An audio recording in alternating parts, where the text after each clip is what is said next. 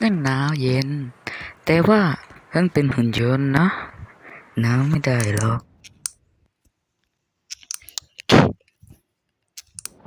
จริงดิไม่จริงเนาะ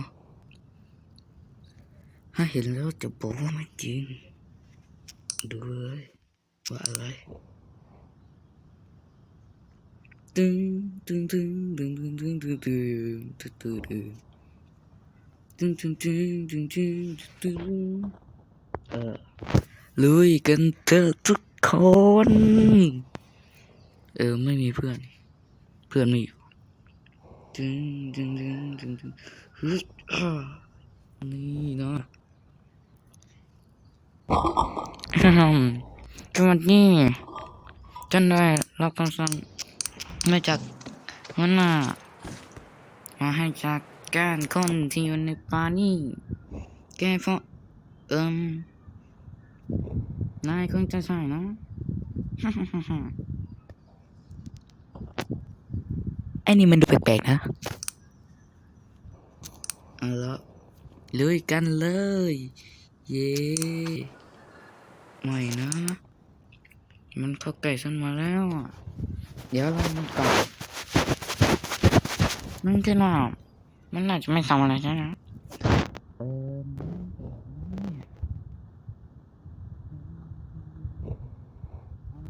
มันจะให้กับนายแล้ว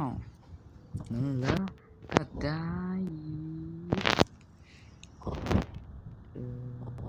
นั่นพัน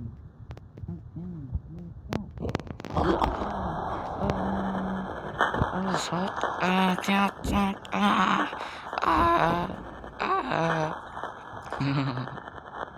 มควรแล้วนั่นสมควรแล้วแหละ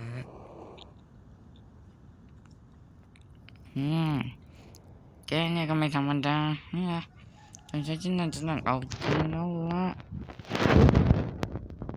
อ้าวนี่นะแล้วจริงไม่นะ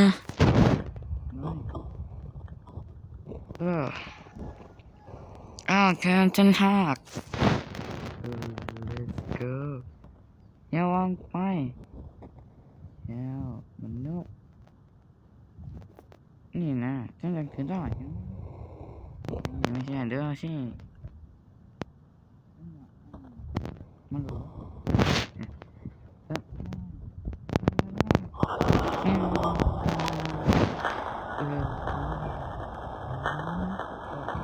ว้า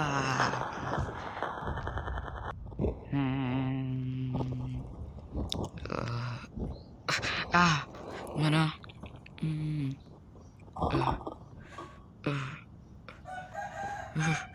เออเออแล้วยังไหวขอรออยู่แป๊บนึงไหวจริงด้วยเดี๋ยวฉันก็ฟื้นแล้วแหละเดี๋ยวแป๊บนึงฉันก็ฟื้นแล้ว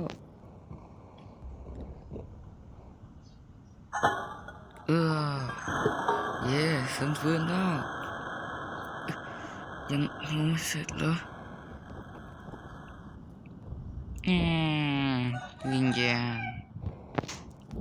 มาฉันคิดว่าฉันจะจ้างไปแล้วนะแบบไม่ใช่ฉันตายแล้ว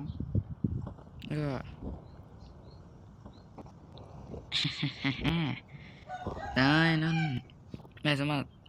ต้านทานพลังของฉันได้ยังไงล่ะเดี๋ยวสิรับปุ๋ยเลยแต่มันเก่งใช่ไหมนี่นายไม่สามารถสู้อะไรกับฉันได้แล้วแต่นายจะเรียกพวกมานะใช่ไหมฉันมาคุยกับมันทำไมเนี่ยมันตายแล้วเอาละย้อนมาบุกเพิ่มดีกว่าลัทธิขึ้นใหม่มือสไนในตำนานเอาละจะมาแก้แค้นแทนเพื่อนฉันแล้วเอาละมันยังไม่เห็นปิ้วเสียงมันจะตายแล้วเนี่ย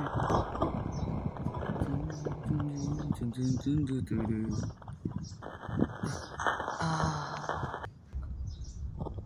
ไม่เนาะนี่ไม่ใช่วันนั้นแล้ว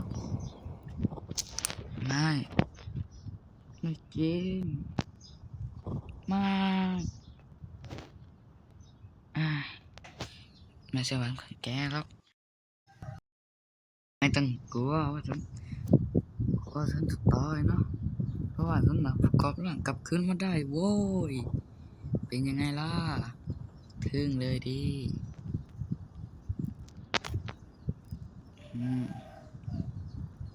ว้าวแกทำได้งั้นเรามาเจอกันอีกครั้งหนึ่งเถอะไม่นะโอ้แกโกงดิตึงตึงตึงตึงตึงตึงตึงตึงอ้ายอ้ามาไม่ฮะมันไปไหนแล้ววะอ้าแกอ้าช่วยได้เออไม่เป็นไรอ้านี่เขาคงอัตโนมัติเด้อไม่เฮ้ยไม่ไอ้ใจไม่ออกฉันจะเป็นหุ่นยนต์ก็เถอะฉันกันน้ำได้นะเผื่อไปอย่างไรอืมเยอะอืมเอื้อเสียงมันอยู่ข้างหลังฮะเอออ่าไม่ไม่ได้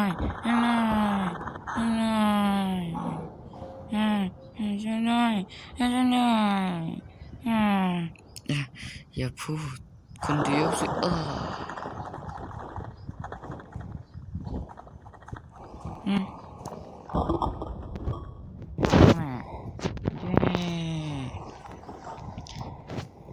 เสียงมันอยู่ข้างหลังฮะ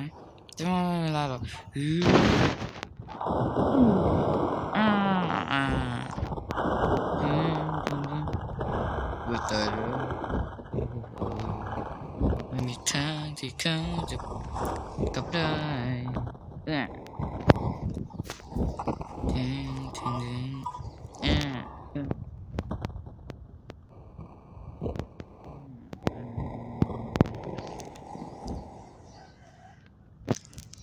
ไม่นะจะไม่ถึงก็ฟื้นขึ้นมาได้อยู่แล้วถ้าไม่ถึงมันนี่มันไม่ง่ายเลยฮะไม่นะไม่ฉันรักษาตัวเองแต่ว่า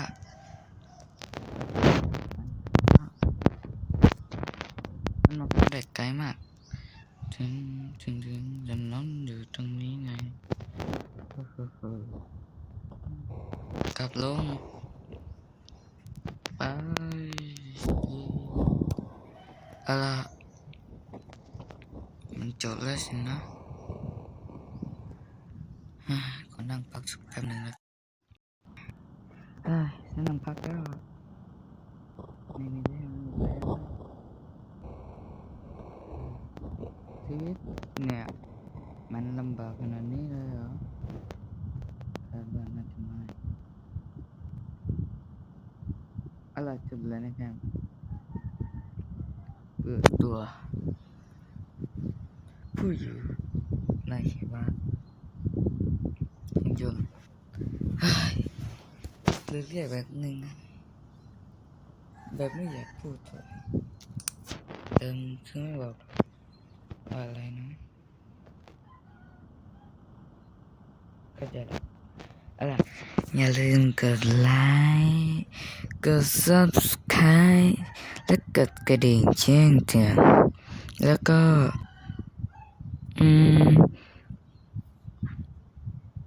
แล้วไงต่อนะกดหรือยังกดแล้วเหรอ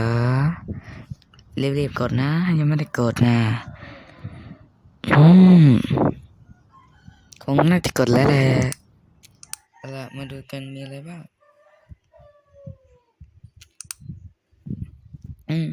จบไปเพียงแค่นี้แหละนะพอแค่นี้แหละเอาละบายคลิปสติโกซาก้าคงไม่ได้ออกมาอีกนานนะ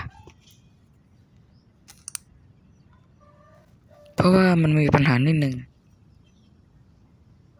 กดอัดแล้วเฟรมมันหาย